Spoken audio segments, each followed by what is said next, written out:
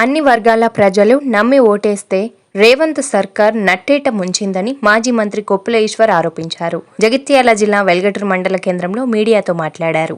రాష్ట్రంలో అధికారంలోకి వచ్చి 14 నెలలు గడిచిన హామీలను నెరవేర్చడంలో కాంగ్రెస్ ప్రభుత్వం విఫలమైందని మండిపడ్డారు. ధర్మపురి నియోజకవర్గానికి మంజూరైన వ్యవసాయ కళాశాల ఎందుకు ప్రారంభం కాలేదో సమాధానం చెప్పాలన్నారు. బీఆర్ఎస్ ప్రభుత్వంలో మంజూరైన అభివృద్ధి పనులను అధికారంలోకి వచ్చాక రద్దు చేయించిన ఘనత విప్ లక్ష్మణ్ కుమార్దేనని అన్నారు. తెలంగాణ రాష్ట్రంలో ప్రభుత్వం ఏర్పడి 14 నెలలు కావస్తున్నది. దాదాపుగా 430 రోజులు గడుస్తుంది. ఆనాడు ఎన్నికల సమయంలో ఈ ప్రభుత్వంలో ఉన్నటువంటి ప్రముఖులు నేటి ముఖ్యమంత్రి రేవంత్ రెడ్డి గారు 100 రోజుల్లోనే మేము చెప్పినటువంటి అన్ని హామీలను కూడా అమలు చేస్తామన్నారు. ప్రజలు కూడా అర్థం చేసుకున్నారు 100 రోజుల్లో ఏం చేస్తారు, కొత్తగా వచ్చింది కదా, సర్దుకునే నాటికే కొంత సమయం పడుతుందని అనుకున్నారు.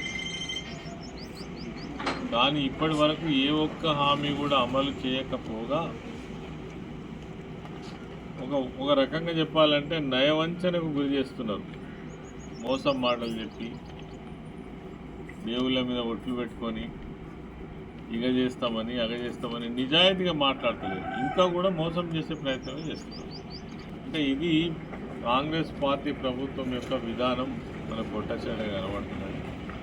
ఒక రకంగా చెప్పాలంటే ప్రజలను దగా చేసినటువంటి ప్రభుత్వం, రైతులను నట్టేట ముంచినటువంటి ప్రభుత్వం, ప్రశాంతంగా ఉన్నటువంటి తెలంగాణలో అబద్ధాలు ప్రచారం చేసి పచ్చడి పంటలతోటి దేశంలోనే నెంబర్ 1గా ఎదుగుతున్నటువంటి రాష్ట్రాన్ని ఈరోజు మళ్ళీ అధోగతి పాలు చేసేటువంటి ప్రయత్నం జరిగింది. ఆ భంగపాటు జరిగింది.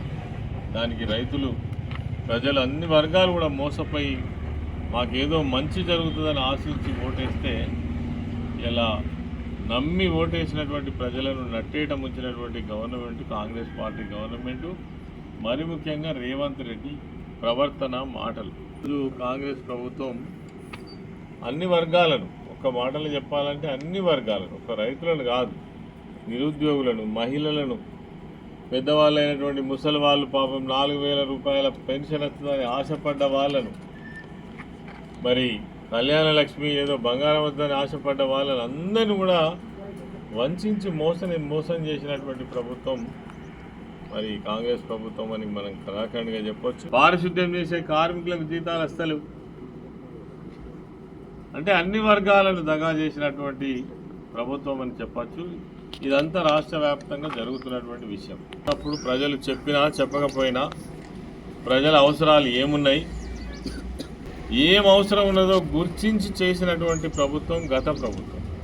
ఈ ప్రాంతంలో పిల్లలకు చదువు అవకాశాలు రావాలని, ఇక్కడ ఏదైనా ఒక ఇన్స్టిట్యూషన్ పెట్టాలని, దాంతో తక్కువ చదువుకున్న వాళ్ళకు కూడా ఏదైనా ఆధారం ఉంటుందనే ఉద్దేశంతో ఇక్కడ అగ్రికల్చర్ కాలేజ్ మంజూరు చేసినాడే. ఇప్పుడు అవకాశం నాకు ప్రజలు ఇచ్చారు కాబట్టి ఈ ప్రాంతం రుణం తీసుకోవాలనే ఉద్దేశంతో ఇక్కడ అగ్రికల్చర్ కాలేజ్ అయితే చాలామంది పిల్లలు అగ్రికల్చర్ ఆఫీసర్లు అవుతారు. అగ్రికల్చర్ డిప్లొమా చదువుకునేటువంటి, అగ్రికల్చర్ ఇంజనీరింగ్ చదువుకునేటువంటి అవకాశాలు వస్తాయి. అది కూడా మనం కోటి లింగాలలో మనం ప్రపోజ్ చేసినాం. 100 మంది పిల్లలు చదువుకునే అవకాశం వచ్చింది. మరి దాదాపు ఇప్పటికీ నాకు తెలిసి 2 సంవత్సరాలు అవుతుంది కావచ్చు కాలేజ్ వచ్చి. అతి లేదు, గతి లేదు. సంవత్సరంన్నర 14 నెలల సమయం చాలదా కాలేజ్, తెచ్చిన కాలేజీ నడపడానికి? ఇప్పటి వరకు ఒక్క అడ్మిషన్ లేదు. అది కాక ఇంకో దుర్మార్గం ఏంటంటే జగిత్యాలలో ఉన్నటువంటి మహిళా డిగ్రీ కళాశాలకు దీన్ని అటాచ్ చేసింది. ఇప్పటి వరకు ఒక్క అడ్మిషన్ కూడా తీసుకోలేదు. దీనికోసమైనా ప్రభుత్వం మారాలి, దీనికోసమైనా కొత్త నాయకులను ఎన్నుకోవాలి.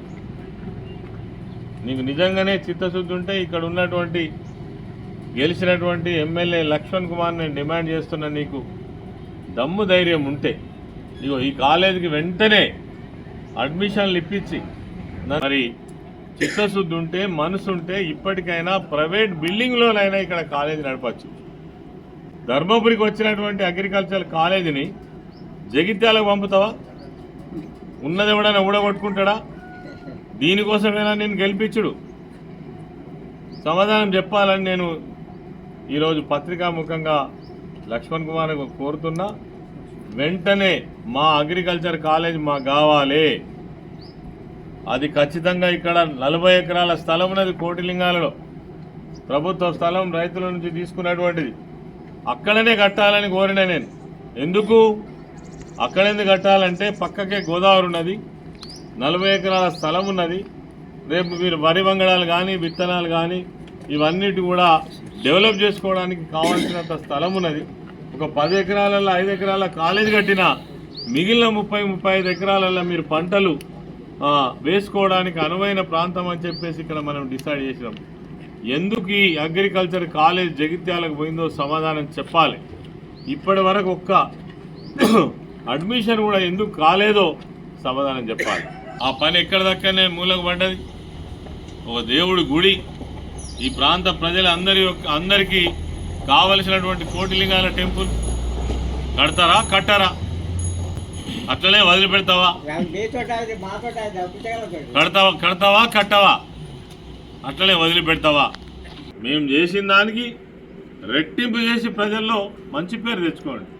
మండలంలో పెండింగ్లు ఉన్నటువంటి పనులన్నీ కూడా తక్షణమే పూర్తి చేయాలని నేను ప్రజల పక్షాన కోరుతున్నా. ఇదేం విమర్శ కాదు. సంవత్సరం దాకా మేము ఏం మాట్లాడద్దు అనుకున్నాం, మాట్లాడలేదు కూడా ఇవాళ దాకా.